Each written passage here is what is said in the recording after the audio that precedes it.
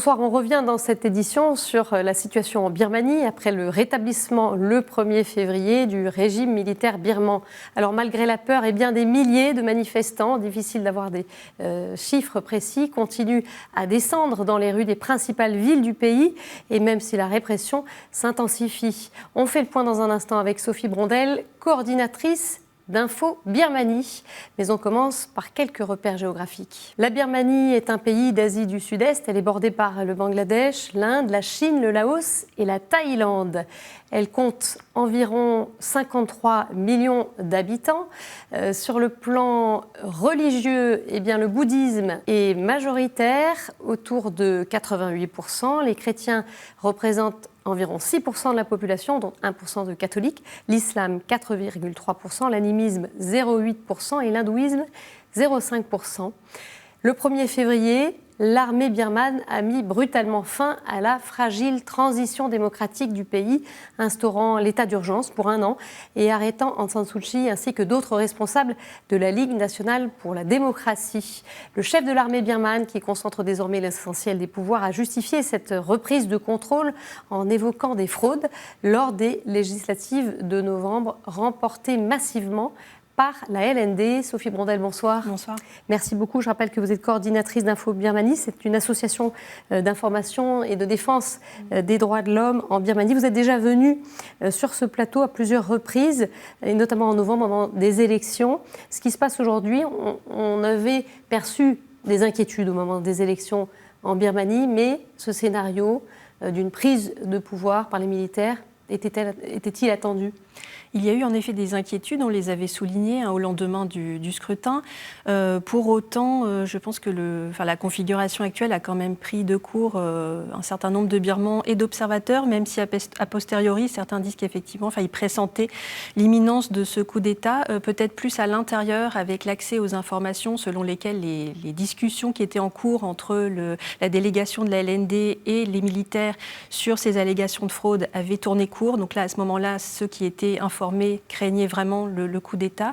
On a quand même été pris de court et la raison de la surprise, en tout cas, qu'on peut avoir par rapport à ce coup de force des militaires, c'est qu'ils ont déjà énormément de pouvoir dans le cadre de la Constitution. Ils ont un pouvoir politique donc important, un pouvoir économique important, donc ils étaient quand même privilégiés dans le cadre de ce système institutionnel mis en place par la Constitution de 2008. Justement, je vais vous poser une question légèrement provocatrice. Est-ce qu'on peut vraiment parler de coup d'État, de putsch, puisque de fait la Constitution de 2008 leur accordait de très larges pouvoirs et donc le fait d'assurer aussi cette transition démocratique, est-ce que c'est ça qu'on peut dire? Il s'agit d'un coup d'État, un putsch, en tout cas c'est ce qu'on lit nous ici en Europe. Oui, c'est le terme qu'on emploie, on l'a nous-mêmes employé. C'est vrai que certains universitaires qui sont plus précis vont dire que c'est un coup de force interne.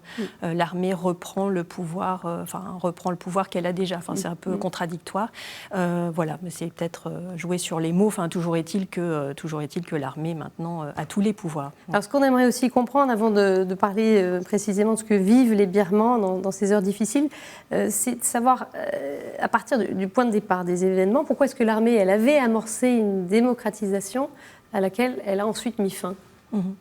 Ça fait partie des points de discussion en ce moment et ce n'est pas tranché. Pourquoi avoir ouvert progressivement le pays? Alors il y a un aspect qui revient souvent, mais qui est de dire que cette ouverture finalement c'était aussi en grande partie économique en fait pour attirer les investisseurs. L'économie du pays était exsangue, donc avoir des entreprises, des investissements dans le pays et en bénéficier. Donc ça c'est un des points. Remettre la Birmanie sur le devant de la scène internationale avec une image plus glorieuse que celle de la dictature. Après, pourquoi ce coup maintenant? Après, il y a beaucoup d'interrogations. Certains mettent en avant, et nous on pense qu'aussi c'est un des aspects, c'est la dimension personnelle avec Min Aung Hlaing, le commandant-chef de l'armée, qui devait partir à la retraite et qui aurait eu des ambitions présidentielles pendant les élections, celles-ci ne pouvant aboutir compte tenu des résultats. Il a personnellement souhaité reprendre le contrôle. Au-delà de ça, certains parlent en fait du fait que l'armée a le contrôle, contrôle le pouvoir, mais là c'était une question aussi de puissance, c'est-à-dire que la LND refusant en bloc toutes ces revendications, c'était inconcevable. De recomptage des votes, de dissolution de la commission électorale, de report de l'ouverture de la session du Parlement. La LND a refusé en bloc toutes ces demandes, forte de sa victoire électorale, ce qui peut aussi se comprendre d'une certaine façon, mais face à l'armée qui faisait ces demandes, en fait, ces refus menaient à cette impasse. C'est une des grilles de lecture. Il y en a d'autres, en fait, il faut plus de temps, plus de recul, et on n'a pas tous les éléments. Alors, on va revenir à ce qui se passe sur le terrain, où la mobilisation ne désenfle pas dans les principales villes de Birmanie, comme à Myitkyina, au nord, dans l'État Kachin. Un manifestant chrétien a accepté de nous parler sous couvert d'anonymat. On écoute ces propos recueillis par Stéphanie Tesson. So here also right now, every day, especially in the morning, people, especially the youth, they are on the road. Here in Myitkyina, there was also firing with a gun, but they were not firing directly to the people. They were trying to shoot on top, up, just to frighten the people. Well, this is what the military would like to create, that atmosphere of creating fear consciousness here. But the protesters, we will continue protesting till we get it. But the military is trying their level best of, we will do it like this so that they will get tired, people will get tired, and we can do what we want. But right now, people are not tired. People, it is increasing, and they are on the street. Une réaction, Sophie Brondel, ça c'était Myitkyina. Est-ce que vous avez ce type d'écho venant d'autres villes? Oui, ce témoignage est intéressant. Ces images aussi, d'abord parce que c'est Myitkyina et effectivement c'est moins médiatisé. On en parle moins parce que c'est dans l'État Kachin. Donc c'est important de montrer ces manifestations parce qu'il y a eu des milliers de manifestants. Il y a des milliers de manifestants dans l'État Kachin notamment et de gens qui font grève, qui se mobilisent contre le coup d'État. Et ce témoignage aussi il montre la détermination des Birmans qui ne comptent pas lâcher. Effectivement, l'armée a peut-être au départ pensé que ces manifestations n'allaient pas s'installer dans la durée. Et là, on voit vraiment une détermination à en finir avec l'armée, donc à ne pas être dans le compromis, à ne plus vouloir qu'il soit au pouvoir du tout.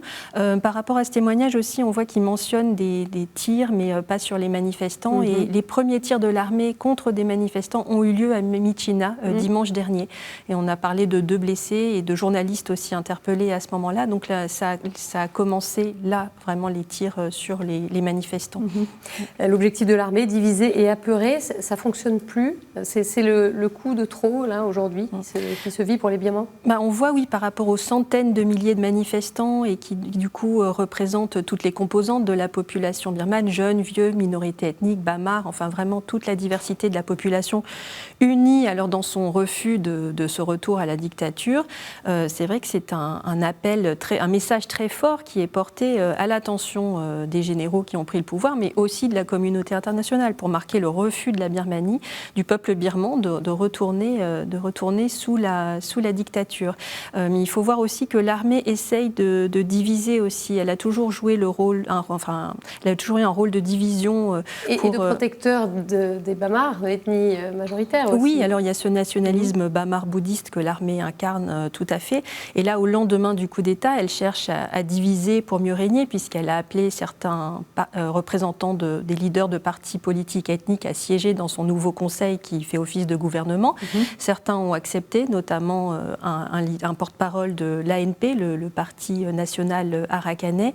Et ça suscite énormément de divisions, puisque la société civile arakanaise a interpellé l'ANP pour manifester son refus, qu'il ne fallait pas s'allier aux militaires. Mais on voit que l'armée joue ce jeu auprès de certaines minorités ethniques pour capitaliser sur le rejet qu'il y a de la politique menée au cours de ces 5 dernières années par la LND qui, du point de vue des minorités ethniques, évidemment, n'a pas apporté d'amélioration à leurs conditions. Et ces questions ethniques, ces conflits qui sont là depuis bien longtemps, est-ce que ce sont des préoccupations qui sont évoquées dans ces manifestations aujourd'hui? Ce qu'on voit et ce qui est vraiment frappant, mais après ce sont des images, mais on peut voir par exemple des Rohingyas dans les rues de Yangon qui vont manifester et s'afficher en tant que Rohingyas, ce qui est absolument incroyable par rapport au rejet et aux persécutions dont ils font l'objet en Birmanie. Donc ils affichent leur identité, ils sont parmi les manifestants. Il y a aussi des panneaux de Bamar, pour le coup, qui affichent leur volonté de défendre toutes les minorités, y compris les Rohingyas. On a aussi des Rohingyas dans les camps au Bangladesh qui montrent leur soutien aux manifestants. Donc ça, c'est quand même quelque chose, oui, d'assez fort par rapport aux divisions en fait, qui existent dans la société birmane. Qu'est-ce que vous pouvez nous dire sur un peu les échos que vous avez, vous, auprès de vos contacts sur place? Qu'est-ce qu'ils vous expriment? Qu'est-ce qu'ils ressentent? Parce que nous, c'est vrai, on voit des images, beaucoup de manifestants, des panneaux, toutes sortes d'images, essentiellement sur les réseaux sociaux, puisque très peu de journalistes sont sur place. Mais qu'est-ce qui se passe derrière ces images? C'est vrai que ces images, elles sont presque festives par moments, puisque les Birmans sont très inventifs en fait, pour manifester leur mécontentement. Donc ça prend des formes très presque artistiques parfois. Enfin, en tout cas, c'est très coloré, très imagé. On voit parfois un côté un peu humoristique, des pieds de nez, des déguisements. Et oui, donc ça c'est frappant évidemment en termes d'images, mais derrière ces images justement, nous par rapport à nos contacts sur place, alors certains n'expriment pas du tout leur ressenti, ils sont dans la lutte et ils disent qu'ils sont prêts à aller jusqu'au bout, donc ça rejoint cette détermination qu'on peut voir dans de nombreux témoignages dans la presse, on ira jusqu'au bout, mais c'est vrai que derrière ces images il y a la peur et il y a vraiment une très grande frayeur, alors qu'on peut voir dans certains témoignages aussi publics et nous de nos contacts, c'est vrai que là il y a quelques jours j'ai reçu un témoignage d'un contact qui m'a dit s'il m'arrive quelque chose, prends soin de ma femme. Et donc ça montre la grande peur qu'il y a derrière et effectivement les images ne peuvent pas rendre compte de ça par rapport à ce que les gens ont connu et même s'ils ne l'ont pas connu directement, il y a une transmission familiale, il y a un reportage qui illustrait ça des jeunes Birmans qui n'ont pas connu l'époque de la junte mais qui en ont entendu parler dans leur famille et du coup qui sont saisis d'effroi par rapport à ce qui leur arrive là à 20 ans. Et ils se mobilisent. Et ils se mobilisent très fortement. C'est qu'on dit que c'est un mouvement qui est porté par la jeunesse. La jeunesse de Birmane est dans la rue. Et il y a aussi des anciens, des vétérans de 1988 et plus largement, la population birmane, c'est intergénérationnel, mais c'est quand même porté par les jeunes. Les jeunes sont massivement sur les réseaux sociaux et emploient font preuve de beaucoup d'inventivité en fait pour manifester contre la junte à tout prix. Est-ce que vous pouvez nous redire un peu comment tout ça a démarré, cette mobilisation au lendemain du coup de force? Au lendemain du coup de force, il y a commencé à y avoir des manifestations et le mouvement de désobéissance civile est parti de médecins et d'infirmiers, de personnel hospitalier des hôpitaux publics. Ça a commencé comme ça et maintenant on dit qu'il y a plus de 15 000 fonctionnaires qui sont en grève. Ce sont parfois des policiers, des médecins, des infirmières, des universitaires, des cheminots. Il y a beaucoup de corps de métier et ça a commencé comme ça et ensuite avec des appels à soutenir ce mouvement. Il y a aussi des employés d'entreprises détenues par l'armée, comme l'entreprise Mytel, qui est une entreprise de télécommunications contrôlée en partie par l'armée. Parce que l'armée, elle détient énormément de pans de l'économie. Oui, elle détient des pans importants de l'économie et c'est pour ça d'ailleurs qu'on voit là un appel au boycott des produits de l'armée.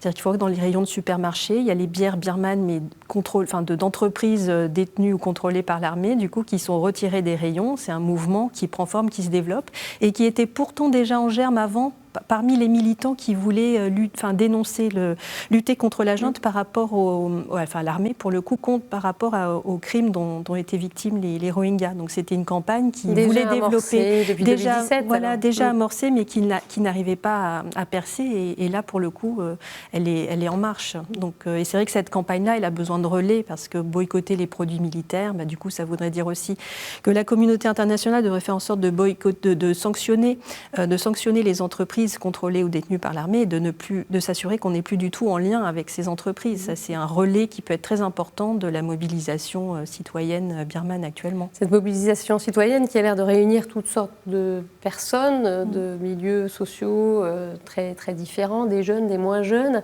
Est-ce que c'est un mouvement spontané qui prend de l'ampleur ou est-ce que c'est un mouvement organisé? Est-ce qu'il y a des leaders qui incarnent ces différents mouvements à travers le pays? Voilà. Qu'est-ce qu'on peut dire là-dessus? Mais il y a des leaders, enfin des porte-voix, des gens qui sont plus visibles et qui organisent, mais c'est sûr que beaucoup de choses se passent sur les réseaux sociaux. Donc ça, c'est sûr que les réseaux sociaux ont amplifié la capacité d'organisation, de mobilisation à l'échelle du pays. Même s'il y a des coupures Internet oui, en dépit des coupures Internet, parce que les Birmans ont réussi à contourner en fait ces coupures en passant par d'autres canaux. Et du coup, ça, c'était aussi étonnant, parce que quand il y a eu les coupures, on s'est dit, bah voilà, là, ça va stopper, et pas du tout. Même si après, la coupure, ça reste un enjeu pour les mobilisations, puisque sans accès à Internet, ça va forcément impacter. Là, pour le moment, les coupures sont nocturnes, de 1h du matin à 9h du matin, mais plus à des fins de ne pas permettre de diffuser l'information sur la répression en cours, puisqu'il y a des interpellations nocturnes de Birmans accusés d'avoir manifesté, d'être sympathisants du mouvement. Donc ça se passe la nuit, d'où la coupure Internet, ce qui est très inquiétant. Mais oui, après, cette mobilisation massive, en fait, elle est très impressionnante en nombre. On dit que ça dépasse celle de 2007, de 1988, des précédentes. Et aussi le fait que finalement, les menaces de l'armée qui commencent à arriver ne font pas reculer, même si on a vu au lendemain des menaces un peu moins de monde dans la rue, mais là c'est comme si ça repartait de nouveau. D'accord. C'est quoi les leviers d'action? Il y a effectivement ces marches pacifiques. Vous parliez de la pression économique en boycottant certains produits. Il y a aussi des opérations de barrage, de route. Oui, il y a des Birmans en fait, qui ont mis à l'arrêt leurs véhicules pour empêcher d'ailleurs les policiers de rejoindre les manifestants sur certains axes et aussi paralyser la ville. Il y a des cheminots qui se sont mis sur les voies ferrées pour empêcher le passage des trains. Et à Mandalay aussi des cheminots qui ont refusé d'acheminer des vivres pour les militaires. Et c'est à ce moment-là d'ailleurs qu'il y a eu des tirs la nuit. On parle d'une 50aine de tirs, mais on ne sait pas exactement, à ce jour, on ne sait pas exactement quelles sont les conséquences de cet événement. Mais du coup, oui, une mobilisation comme ça très forte et aussi des actions sur les sites officiels de la télévision nationale ou de la Banque centrale, en fait, des sites web qui sont manipulés par des hackers et qui sont bloqués. Enfin, beaucoup d'actions en fait très, très différentes pour un même but par rapport à ce rejet du coup d'État. Alors vous, avec votre attention particulière aux droits humains, quelles sont vos inquiétudes aujourd'hui ? Nos inquiétudes sont évidemment très fortes. Elles sont partagées par tous. C'est le précédent de la répression de l'armée et c'est cette armée qui est connue pour commettre des crimes très graves en toute impunité. Donc on craint la répression. Et c'est vrai que certains disent que par rapport à 1988, par exemple, là, l'armée temporise, c'est-à-dire qu'elle n'a pas encore réprimé massivement comme elle pourrait le faire. Est-ce que c'est une indication qu'il y a une porte de sortie? Est-ce que c'est juste une question de temps? Donc nous, on est très inquiets par rapport à ça. Et on parle de plus de 500 personnes interpellées depuis le coup d'État. Dans vos circuits, il y a des personnes qui ont été concernées par des arrestations? Par les arrestations, non. Des amis de nos contacts, et sinon certains de nos contacts ont dû fuir leur domicile dès le coup d'État pour se mettre à l'abri, en fait. Donc ils ne sont pas chez eux par crainte d'être interpellés. Parce que certains sont visibles aussi. Donc ça, c'est notre crainte, effectivement, d'une répression massive. Et puis, en attendant, on n'a aucune information sur les conditions de détention de ces personnes. Il y en a peut-être plus aussi qui sont détenus et qui ont été interpellés, on ne le sait pas. Mais évidemment, et on craint aussi pour les minorités, les minorités ethniques et religieuses, puisque face à ce coup d'État, et on n'en parle pas beaucoup, mais les minorités sont dans la crainte de voir leur situation empirer. Elle est déjà très critique. Signalons à propos des groupes religieux que des militaires se sont rendus dans des lieux de culte, notamment des monastères bouddhistes. Il y a même des généraux qui sont allés rencontrer le cardinal Bo, l'archevêque de Rangoon.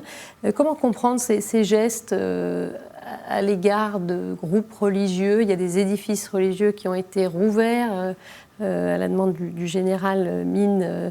En temps de Covid, il y avait eu des fermetures. C'est quoi? C'est une opération séduction? C'est un petit peu de cet ordre-là. Il faut voir aussi que depuis le coup d'État, au lendemain du coup d'État, l'armée a rétabli l'accès à Internet dans l'État d'Arakan, qui n'avait plus accès à Internet depuis plus de 500 jours. Donc c'est une façon, c'est une façon quand même d'essayer de trouver des alliés et de s'approcher de certains représentants de minorités. Et l'armée, au lendemain du coup d'État aussi, a de nouveau promis la paix éternelle.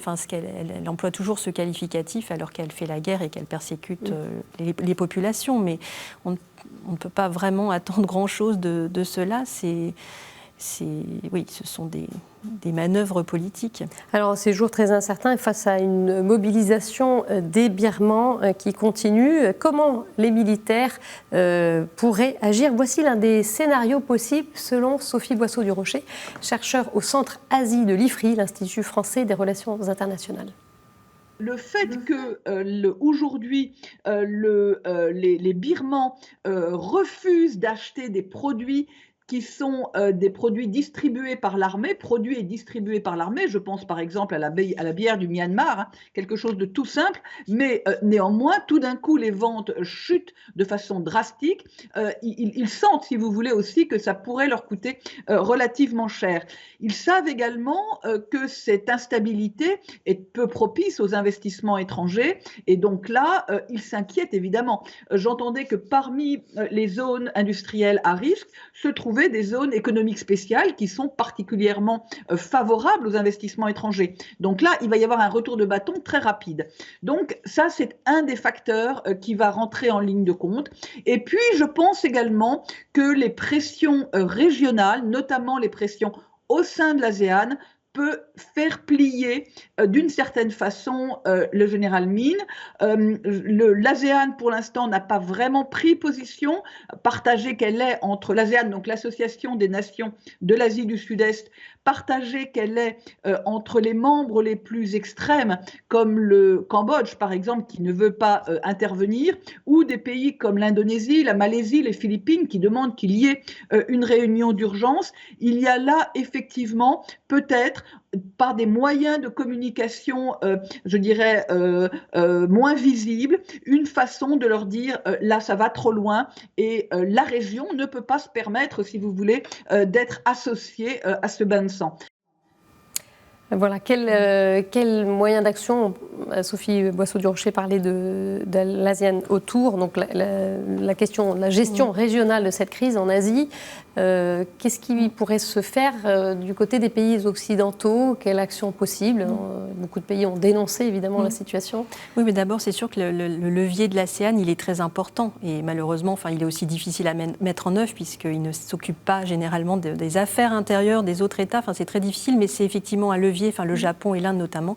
Au niveau de l'Union européenne, pour aller dans notre zone géographique, en fait, par rapport à ce que votre intervenante évoquait, le boycott des produits militaires, donc je le disais tout à l'heure, c'est aller dans ce sens-là et du coup sanctionner les entreprises militaires, les deux conglomérats militaires et demander à ce que les entreprises européennes qui ont des intérêts là-bas, soient très vigilantes là-dessus, celles qui sont en lien avec l'armée évidemment coupent tout lien.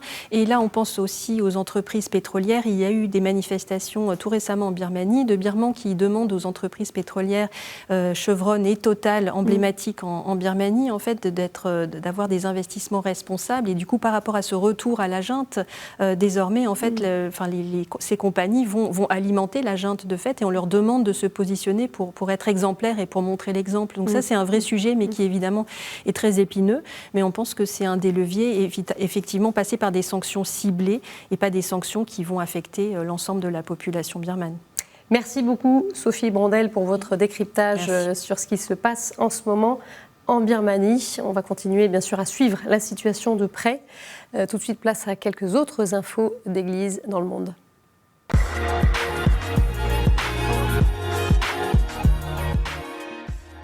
On commence avec un nouveau rapt au Nigeria. 42 personnes, dont 27 élèves, ont été enlevés par des hommes armés dans un pensionnat du centre-ouest du pays dans la nuit du 17 février. Le président nigérian a ordonné une opération pour ramener tous les captifs indemnes. L'enlèvement n'a pour le moment pas été revendiqué. Et puis toujours au Nigeria, l'Église catholique critique la négligence du gouvernement dans sa gestion de la crise sanitaire. 425 hôpitaux et cliniques ont été mis à sa disposition par la conférence épiscopale du Nigeria pour servir de centre d'isolement pour les malades du Covid-19, mais le gouvernement ne les a pas utilisés, dénonce une note des évêques locaux qui souligne le mauvais état des installations sanitaires et insiste sur le besoin pour l'Église d'être subventionnée pour mieux jouer son rôle dans le secteur de la santé dans les zones rurales. Et puis, cette dernière information, le pape François qui rend hommage aux martyrs coptes de Libye. À travers un message vidéo, il a salué la mémoire des 21 ouvriers chrétiens assassinés par Daesh sur une plage libyenne il y a 6 ans. C'était le 15 février 2015, pour avoir refusé de renier leur foi. Les images filmées selon une mise en scène macabre montrant la décapitation de 20 coptes égyptiens et d'un ressortissant ghanéen avaient fait le tour du monde et suscité un choc immense. On écoute un extrait des propos du pape. Ho nel cuore quel battesimo di sangue, questi 21 uomini battezzati cristiani con l'acqua e lo spirito e quel giorno battezzati anche col sangue. Sono i nostri santi, santi di tutti i cristiani, santi di tutte le confessioni e tradizioni cristiane. Sono coloro che hanno imbiancato la loro vita nel sangue dell'agnello. Voilà, c'est la fin de cette édition. Merci beaucoup de l'avoir suivie. Vous pouvez la revoir sur notre site internet ktotv.com, sur nos réseaux sociaux également. Je vous souhaite une très belle soirée, une très belle semaine et on se retrouve jeudi prochain. Au revoir.